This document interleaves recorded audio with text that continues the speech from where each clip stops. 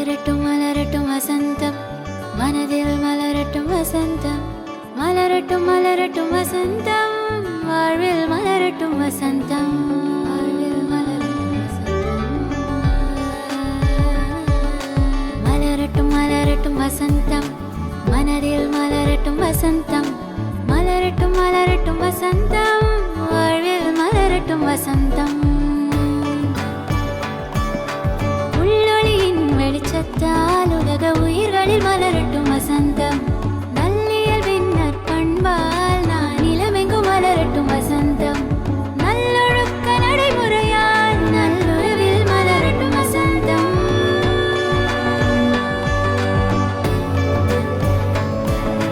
மலரட்டும் மலரட்டும் வசந்தம், மனதில் மலரட்டும் வசந்தம். மலரட்டும் மலரட்டும் வசந்தம், வாழ்வில் மலரட்டும் வசந்தம்.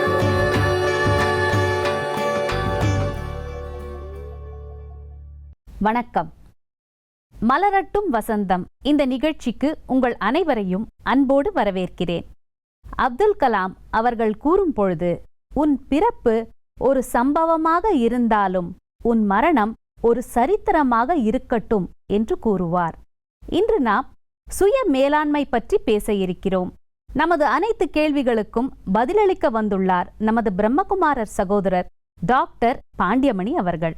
இவர்கள் 40 ஆண்டு காலமாக ராஜ்யோகாவை பயின்றும் பயிற்றுவித்தும் வருகிறார்கள்.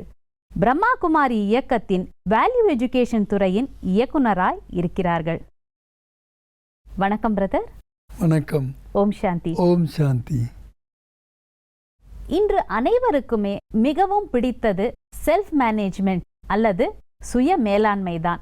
இதை எப்படி வளர்த்து கொள்ளலாம் என்பதை பற்றிய ஒரு விளக்கம் தர முடியுமா? நிச்சயமாக. அதாவது மேலாண்மை என்பது இப்போ ரொம்ப முக்கியத்துவம் வாய்ந்த ஒரு படிப்பாக இருக்கின்றது. அந்த மேனேஜ்மெண்ட்டில் கூட பார்த்திங்கன்னா பலவிதமான மேனேஜ்மெண்ட் படிக்கிறாங்க. இப்போ உதாரணத்துக்கு பார்த்திங்கன்னா எக்கனாமிக்கல் மேனேஜ்மெண்ட் பண்ணுறாங்க, ஃபினான்ஷியல் மேனேஜ்மெண்ட் பண்ணுறாங்க, அது மாதிரி பல மேனேஜ்மெண்ட் படிக்கிறாங்க. இப்போ புதிதாக வந்திருப்பது தான் இந்த செல்ஃப் மேனேஜ்மெண்ட், சுய மேலாண்மை என்று கூறுகின்றோம். இந்த சுய மேலாண்மை என்பது நம்மை நாம் எப்படி வழிநடத்தி செல்வது, நம்மை நாம் எப்படி கட்டுப்பாட்டுக்குள் வைத்து கொள்வது, நம்மை நாம் எப்படி தேர்வு உடையவராக செய்வது, நம்மை நாம் எப்படி முன்னேற்றத்தில் கொண்டு செல்வது, அனைத்தையும் அடக்கி உள்ளதாகவே இருக்கின்றது. ஆக இந்த சுய மேலாண்மையில் நாம் 8 படிகளை பார்க்க இருக்கின்றோம். ஒவ்வொரு படிகளையும் நாம் ஒன்றை அடுத்து ஒன்றாக கடந்து செல்ல வேண்டியது அவசியமாக இருக்கின்றது. இதில் முதல் படியாக இருப்பது நாம் தேர்ந்தெடுத்தல், வாய்ப்புகளை தேர்ந்தெடுத்தல். முதலில் வாய்ப்புகளை நமக்கு தேர்ந்தெடுக்க தெரிந்திருக்க வேண்டும். வாய்ப்புகள் கொட்டி கிடைக்கின்றன. அதுவும் தற்காலத்தில் விஞ்ஞான அறிவியல் முன்னேற்றம் கண்டுள்ள இக்காலகட்டத்தில் வாய்ப்புகள் நமக்கு எப்பொழுதும் எங்குமே நிறையவே இருக்கின்றன. ஆனால் இவற்றை தேர்ந்தெடுப்பதில்தான் நாம் சிக்கலை காணுகின்றோம். ஒரு 20 ஆண்டுகளுக்கு முன்னதாக நம்மளுடைய வாழ்க்கை அத்தனை பிரச்சனைகள் நிறைந்ததாக இருக்கவில்லை. ஆனால் இப்பொழுது அதிக பிரச்சனைகள் வருவதற்கு காரணம் என்ன என்று ஆராய்ந்து பார்த்தோமானால் ஒரு விஷயம் நமக்கு தெரிய வருகின்றது. இப்பொழுது வாய்ப்புகள் நமக்கு அதிகம் கிடைக்கின்றன. வாய்ப்புகள் அதிகம் கிடைத்தால் அது நல்லது தானே, அதில் என்ன பிரச்சனை என்று நீங்கள் என்னிடம் கேட்பது எனக்கு புரிகிறது. வாய்ப்புகள் அதிகமாக இருக்கும்போது ஒன்று நமது தேர்வு முறை முக்கியமாக இருக்கின்றது. ஏதாவது ஒன்றை நாம் தேர்ந்தெடுக்க வேண்டுமானால் நாம் பலவற்றை தியாகம் செய்ய வேண்டியிருக்கின்றது. அதற்கு நாம் தயாராக இருக்கவில்லை. ஆகவேதான் பல தேர்வுகளை நாம் வாய்ப்புகளாக பெறும்பொழுது ஒன்றை தேர்ந்தெடுத்து மற்றவைகளை நாம் தியாகம் செய்வதற்கான மனப்பாங்கு நம்மிடம் இப்பொழுது இல்லை. எனக்கு இதுவும் வேண்டும், எனக்கு அதுவும் வேண்டும், எனக்கு இப்பொழுதும் வேண்டும், எனக்கு அப்பொழுதும் வேண்டும், மேலும் எப்பொழுதும் வேண்டும் என்று நாம் விரும்புகின்றோம். அது சாத்தியமான ஒன்றே அல்ல. ஆகவே சுய மேலாண்மையின் பொழுது வாய்ப்புகளை தேர்ந்தெடுத்தல் நம்முடைய முதல் படியாக இருக்கின்றது. இரண்டாவது படி நாம் நடைமுறைப்படுத்துதல். நாம் யோசித்து கொண்டே இருந்தோமானால் காரியத்தில் வெற்றியை பெற முடியாது. நாம் எதை யோசிக்கின்றோமோ அதை நாம் நடைமுறைப்படுத்த வேண்டும்.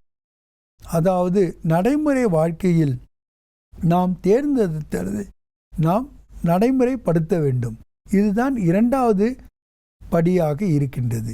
நாம் தேர்ந்தெடுப்பதற்கு தியானம் எந்த வகையில் உதவியாக இருக்கிறது?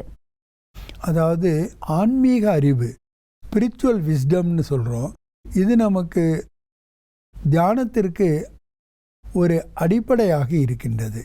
இந்த ஆன்மீக அறிவானது, ஸ்பிரிச்சுவல் விஸ்டம்ங்கிறது நமக்கு எது சரி அல்லது எது தவறு என்பதை சுட்டி காட்டி விடுகின்றது. இரண்டாவது, எதை செய்தால் நமக்கு அதிக பயன் விளையும், எதை செய்யக்கூடாது என்பதையும் நமக்கு தெளிவாக கூறிவிடுகின்றது. அதற்கும் மேலாக எதை நாம் தேர்ந்தெடுத்தோமானால் அது நிரந்தரமான பலனை நமக்கு அளிக்கும் என்பதையும் அறிவுறுத்துகின்றது. ஏனென்றால் எப்படி ஆயினும் சரி, எதை செய்தாலும் அதனுடைய பலனை நாம் தான் அனுபவிக்கப் போகின்றோம். ஆனால் அந்த பலன் குறுகிய காலம் உடையதாக இருக்கக்கூடாது. அது நிரந்தரமாக நமக்கு நன்மை பயக்கக்கூடியதாக இருக்க வேண்டுமென்றால் அதற்கு ஏற்றவாறு நாம் தேர்ந்தெடுக்க வேண்டும். ஆக தேர்வு நம் கையில் இருந்தாலும் கூட அந்த தேர்வினுடைய ஆதாரத்தில் நாம் எதிர்காலத்தை அனைத்தையும் அடையப் போகின்றோம் என்பது உண்மையாக இருந்தாலும் கூட நம்மளுடைய தேர்வு என்பது சிறந்ததாக இருக்க வேண்டும். அந்த சிறந்ததாக இருப்பதற்கு ஆன்மீக அறிவு, அதாவது எதை ஒன்றையும் நாம் நிரந்தரமாக பெற வேண்டும், அழியாததாக பெற வேண்டும், சிறப்பு வாய்ந்ததாக இருக்க வேண்டும், நமக்கு மட்டும் நன்மை பயப்பதோடு அல்லாமல் பிறருக்கும் நன்மை பயப்பதாக அது இருக்க வேண்டும் என்ற ஒரு விஷயங்களை கருத்தில் கொண்டுதான் அந்த தேர்ந்தெடுத்தலை நாம் செய்கின்றோம். ஆக வாய்ப்புகளை தேர்ந்தெடுக்கும் பொழுது கூட இவைகளையெல்லாம் நாம் கண்ணில் கருத்துமாக கொண்டு நாம் தேர்ந்தெடுத்ததற்கு இந்த ஆன்மீகம் நமக்கு வழிவகுக்கின்றது. அடுத்தது, நடைமுறைப்படுத்தும் பொழுது சிலர் நல்ல முறையில் எண்ணங்களை உருவாக்குகின்றார்கள், தேர்வும் செய்கிறார்கள். ஆனால் நடைமுறையில் வரும் பொழுது அந்த நடைமுறைப்படுத்துவதற்கான சக்தி குறைந்து விடுகிறது. இதன் காரணம் என்ன? இதில் முக்கியமாக நாம் ஒரு விஷயத்தை கவனிக்கணும். நடைமுறைப்படுத்தும் போது அது சுலபமாக இருப்பதில்லை. காரணம், காலம் மாறும் பொழுது, சூழ்நிலைகள் மாறும் பொழுது பல சவால்களை கொண்டு வருகின்றன, பல தடைகளை நம் முன்னால் கொண்டு வருகின்றன. அந்த தடைகளை நாம் எதிர்நோக்குவதற்கு சக்தியற்றவர்களாக இருக்கின்றோம். ஆகவே தான் நடைமுறைப்படுத்துவது என்பது நமக்கு சாத்தியமில்லாமல் ஆகிவிடுகின்றது. ஆங்கிலத்திலே ஒரு வார்த்தை சொல்லுவார்கள், இம்பாசிபிள் என்று, முடியவே முடியாது என்று. ஆனால் அதே வார்த்தையை நீங்கள் பிரித்து பார்த்தீர்களானால் ஐ ஆம் பாசிபிள், எனக்கு அது முடியும் என்றே தான் கூறப்படுகின்றது. ஆகவே நம்மளுடைய மனப்பாங்கு எப்பொழுது நேர்மறையாக இருக்குமோ, நாம் உற்சாகம் ஆர்வம் நிறைந்தவர்களாக இருப்போமோ, அப்பொழுது எந்த ஒரு செயலையும் செய்வது நமக்கு கஷ்டமாக இருக்காது. எந்த ஒரு முயற்சியையும் நாம் நடைமுறைப்படுத்த முடியும். ஏனென்றால் மூன்றாவது படியாக இருப்பது ஏற்றுக்கொள்ளுதல். நாம் எதனை ஏற்றுக்கொள்ள வேண்டும், எப்படி ஏற்றுக்கொள்ள வேண்டும், ஏன் ஏற்றுக்கொள்ள வேண்டும் என்பதற்கான பதிலை கொடுப்பது தான் இந்த மூன்றாவது படியாகும். ஏனால் யார் ஒருவருக்கு ஏற்றுக்கொள்ளக்கூடிய மனப்பாங்கு இருக்கின்றதோ, ஏனென்றால் இதை கூட நான் ஒரு மனப்பாங்கு என்று தான் கூறுவேன். இந்த ஏற்றுக்கொள்ளுதல் என்பதை ஒரு திறமையோ அல்லது தகுதியோ அல்லது சிறப்பான குணமோ என்று நான் கூறப்போவதில்லை. இதை ஒரு மனப்பாங்கு என்று தான் கூறுகின்றேன். ஏனென்றால் நம்மளுடைய ஆட்டிடியூட் இதனுடைய பேஸில் இருந்தால் தான் நம்மளால் பல விஷயங்களை ஏற்றுக்கொள்ள முடிகிறது. ஆக மூன்றாவது படியாக இருப்பது இந்த ஏற்றுக்கொள்ளுதல். அடுத்து நான்காவது படி மாறுபாடு செய்தல். ஒரு மாற்றத்தை நாம் கொண்டு வருவதற்கு தயாராக இருக்கணும். ஆனால் நம்மளுடைய மனித மனதினுடைய ஒரு குறைவான தன்மை அல்லது இயல்புத்தன்மை என்னன்னு பார்த்தீங்கன்னா, எந்த ஒரு மாற்றத்தையும் இது உடனடியாக ஏற்றுக்கொள்ளாது.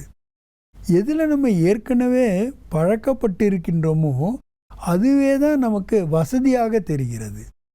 எந்த பாதையில் நம்ம நடந்து போனோமோ அதே பாதையில் நமக்கு போகிறது தான் ஈஸியாக தெரியுது. எப்போ நம்ம பாதையை மாற்றணும்னு நினைக்கிறோமோ அப்போ நம் மனசுக்குள்ளே பல கேள்விகள் வருகின்றன. இந்த பாதையில் நாம் சென்றால் அந்த இடத்தை அடைவோமா? செல்வதற்கு பல இடையூறுகள் வந்தால் என்ன செய்வது? இதுதான் சரியான பாதை என்று எனக்கு எப்படி தெரியும்? இப்படிப்பட்ட பல கேள்விகள் நம்முடைய மனதிலே ஏற்பட்டு விடுகின்றன. ஆகவே மாறுபாடு செய்தல் என்பது முக்கியமான விஷயம். நாம் மாறிக்கொள்வதற்கு அல்லது நம்மளுடைய பயணத்தை மாற்றிக்கொள்வதற்கு, நமது முயற்சிகளை மாற்றிக்கொள்வதற்கு நாம் ஒவ்வொரு நேரமும் தயாராக இருக்க வேண்டும். இன்றைக்கி பார்த்தீங்கன்னாக்கா நிறைய பேருக்கு ரோடை போட்டு கொடுத்துட்டு அதுக்கப்புறம் போங்கன்னா கூட போகலாமா வேண்டாமான்னு யோசிக்க ஆரம்பிச்சிடுறாங்க. ஏற்கனவே ரோடு போட்டாச்சு, உங்களுக்கு தெரிஞ்சு போச்சு, அதை நீங்கள் அடையணும்னு அப்படி கூட அதில் முயற்சி எடுக்கிறதுக்கு தயாராக இல்லை. அதுக்கு காரணம் என்னன்னு பார்த்தீங்கன்னா பலவீனமான எண்ணங்கள் தான்.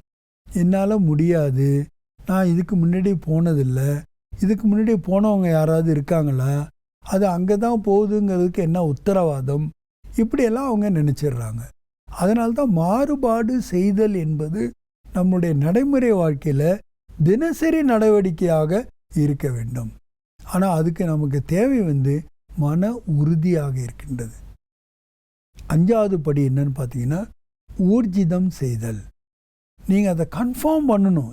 எஸ், இதை நான் செஞ்சேனாக்கா இதை நான் அடைவேன், இப்படி நான் நடந்து கொண்டால் அந்த லட்சியத்தை நான் அடைந்தே தீருவேன் என்ற ஊர்ஜிதம் நாம் செய்து கொள்ள வேண்டும். அது 5வது படியாக இருக்கின்றது. 6வது படியாக இருப்பது கவனம் கொடுத்தல். நாம் எந்த ஒரு காரியத்தை செய்யும் போதும் கவனம் கொடுக்கணும். கவனம் இல்லாமல் செய்யணும்னு வச்சுங்க, அதில் சிறப்பை நாம் அடைய முடியாது. அதுக்கு தான் தமிழில் ஒரு பழமொழி சொல்லுவாங்க, பதறாத காரியம் சிதறாது. ஆக கவனத்தோடு நம்ம செய்யணும், அதுவும் முழு கவனத்தோடு செய்யணும். ஆக்டிவ் லிசனிங் அப்படின்னு சொல்லுவாங்க. அந்த கவனம் கூட நம்மளோட எப்படி இருக்கணும்னா ஆக்டிவாக இருக்க வேண்டும். சில பேர் கவனம் என்ற ஒரு பேரில் பயத்தை கொள்ளுகின்றார்கள். ஆனால் பயம் கவனமாக இருக்கவே முடியாது. கவனம் செலுத்தும் பொழுது தான் நாம் அதில் எந்த ஒரு குறைபாடு வந்தாலும் கூட அதை நிவர்த்தி செய்ய முடிகிறது. நாம் செய்கின்ற காரியத்தில் ஒரு நிறைவை நம்மளால் அடைய முடிகின்றது. ஆக மாறுதலை நாம் செய்கிறதற்கு ஊர்ஜிதம் படுத்துவது எவ்வளோ முக்கியமோ அதே மாதிரி கவனம் கொடுத்தலும் ஒரு முக்கியமான படியாக இருக்கின்றது. அதை தொடர்ந்து மதிப்பு உயர்வு. மதிப்பு உயர்வு என்பது அதனுடைய ஆதாரத்தில் தான் நாம் அடைகின்றோம். இந்த மதிப்பு உயர்வை நாம் ஒவ்வொரு செயல்கள்லையும் கொண்டு வர வேண்டும். வெறும் எண்ணங்களில் மட்டும் கொண்டு வந்தால் பத்தாது, நாம் செய்கின்ற செயலில் கூட இந்த மதிப்பு உயர்வை நம்ம கொண்டு வர வேண்டி இருக்கின்றது.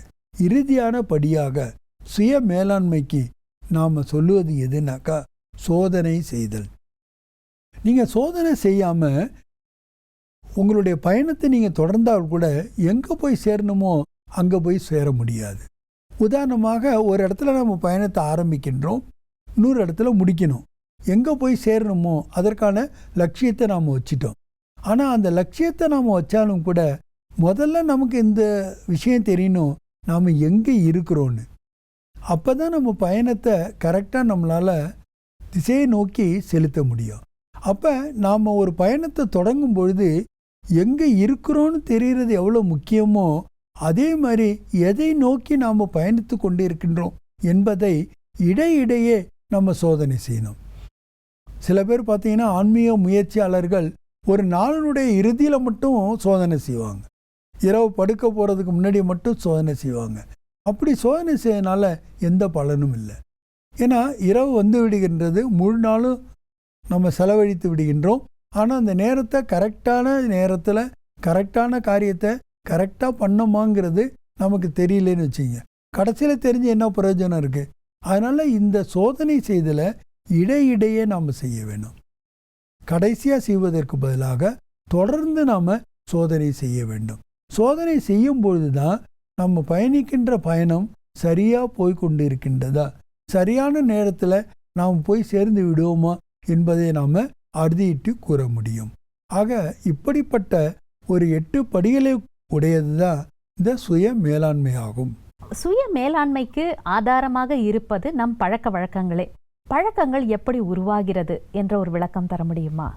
நம்மளுடைய சுய மேலாண்மையில் முக்கியமாக நாம் பார்த்தது சுயம் என்றால் என்ன. அந்த சுயம் என்பது மனம், புத்தி, சம்ஸ்காரம் என்ற 3 சக்தியில் நிறைந்தது தான். இது தனித்தனியாக கிடையாது. எண்ணங்களை எழும்போது அதை மனதுன்னு சொல்கிறோம், நிர்ணயிக்கும் போதும் கண்டுபிடிக்கும் போதும் அதை புத்தின்னு சொல்கிறோம். எது நம்மளுடைய ஆத்மாவில் ஒரு பதிவாக பதிந்து விடுகின்றதோ அதை சம்ஸ்காரம் என்று கூறுகின்றோம், அல்லது பழக்க வழக்கம் என்று கூறுகின்றோம். ஆக நாம் என்னவாக இருக்கின்றோம் என்பதை புரிந்து கொள்ளும்போது நம்முள் இந்த பழக்க வழக்கங்களும் இருக்கின்றன என்பது ஏற்றுக்கொள்ள வேண்டும். ஆக இந்த பழக்க வழக்கம் எப்படி ஏற்பட்டது அப்படின்னா, எப்படி ஒரு பள்ளத்தை தோண்ட தோண்ட ஆழமாகின்றதோ அதே மாதிரி ஒரே செயலை திரும்ப திரும்ப செய்யும்போது அது ஆழமாக ஆகிவிடுகின்றது. உதாரணமாக, அதிகாலையில் 4 மணிக்கு நான் ஏந்திருக்கிற பழக்கத்தை வச்சிருக்கேன்னு வச்சுங்க. அதாவது ஒரு முறை அல்ல, 2 முறை அல்ல, 21 முறை அல்ல, தினமும் நான் காலை 4 மணிக்கு எழுந்துகின்ற ஒரு பழக்கத்தை கொண்டு வந்து விட்டேனானால் அது என்னுடைய சம்ஸ்காரமாக ஆகிவிடுகின்றது. அதை நான் மாற்றி அமைத்து கொள்வது என்பது எனக்கு சற்று கடினமாக கூட இருக்கின்றது. இப்போ நிறைய பேருக்கு பார்த்தீங்கன்னா 6 மணி 7 மணிக்கு எழுந்திருக்கிறவங்கள 4 மணிக்கு ஏஞ்சி தியானம் பண்ணுங்க, ஏன்னா அந்த நேரம் அமிர்த வேலையாக இருக்கின்றது, மிகவும் உகந்த நேரமாக இருக்கின்றது, அதில் நீங்கள் பல அளப்பரிய சக்திகளை, குணங்களை இறைவனிடமிருந்து பெற முடியும், எழுங்கள் என்று கூறினால் அவர்களுக்கு அது அவ்வளவு சுலபமாக தெரிவதில்லை. அதற்கு முக்கியமான காரணம் என்னன்னு பார்த்தீங்கன்னாக்கா, திரும்ப திரும்ப செய்யாதது தான். அதனால்தான் சுய மேலாண்மையில் இது ஒரு 4வது படியாக இருக்கின்றது, மறுபடி செய்தல். ஏன்னா பழக்கம் கூட எப்படி உருவாகுதுன்னு தெரிஞ்சுன்னு வச்சுக்கிட்டீங்க. பழைய பழக்கத்தை நம்ம மாற்றுறது கஷ்டமாக இருந்தாலும் கூட புதிய பழக்கத்தை நம்ம ஏற்படுத்தி கொள்ளும்போது பழசு தானாகவே நம்ம விட்டு போய்விடுகிறது.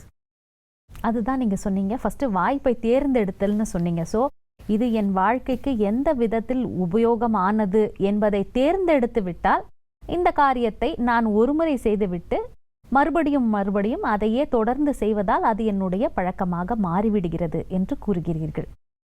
நீங்கள் சொல்கிறது ரொம்ப கரெக்டு. ஒன்றை நாம் ரீப்ளேஸ் பண்ணணும் அப்படின்னாக்கா ஏற்கனவே இருக்கிறத எடுத்துகிட்டு வைக்கணுங்கிற அவசியம் கூட இல்லை. ஃபார் உதாரணமாக, ஒரு பாத்திரத்தில் தண்ணி இருக்குது, அது கெட்டு போச்சுன்னா அதை கம்ப்ளீட்டாக கீழே ஊற்றிட்டு புதுசாக வேறு தண்ணியை நிரப்பலாம்.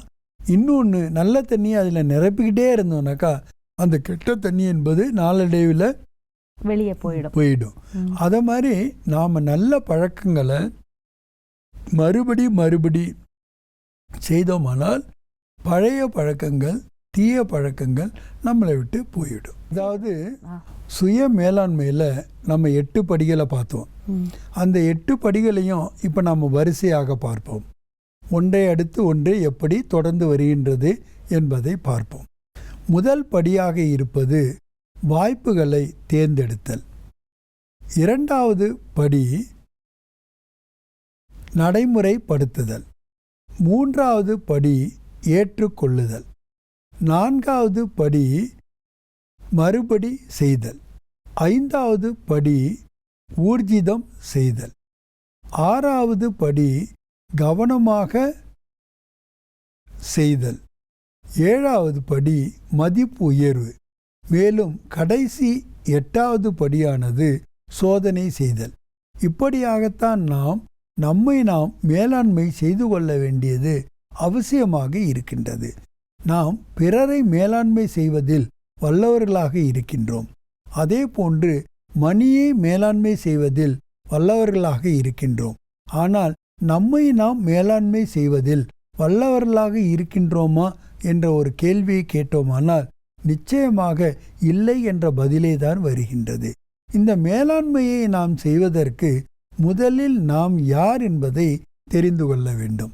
நான் யார் என்பதை தெரிந்து கொண்டால் மட்டும் பத்தாது, நான் எப்படிப்பட்டவன், என்னுடைய பலம் என்ன, என்னுடைய பலவீனம் என்ன, எனக்கு கிடைத்திருக்கக்கூடிய வாய்ப்புகள் என்ன, என்னை நான் எதிர்கொள்ள வேண்டிய சவால்கள் என்ன என்பதை பற்றியெல்லாம் நான் தெரிந்திருக்க வேண்டும். இதைத்தான் சுயத்தை பற்றிய அறிவு என்று நாம் கூறுகின்றோம். ஏதோ நாம் ஆன்மீகத்தில் கேட்டதை வைத்துக்கொண்டு அதுவாக நம்மை நினைப்பதை விடுத்து உண்மையில் நான் என்னவாக இருக்கின்றேன் என்றால் என்னுடைய சொரூபத்தையோ அல்லது ரூபத்தையோ மட்டும் குறிப்பதல்ல, என்னிடம் இருக்கின்ற சக்திகளையும் குணங்களையும் நாம் தெரிந்து கொள்ள வேண்டும். அது அளப்பரிய சக்திகளாக இருக்கும்போது அவற்றை வெளிப்படுத்துவதற்கான வழிமுறைகளும் உங்களுக்கு தெரிந்திருக்க வேண்டும்.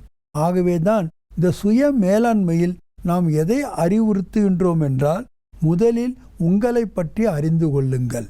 ஹூ ஆம் ஐ, நான் யார்.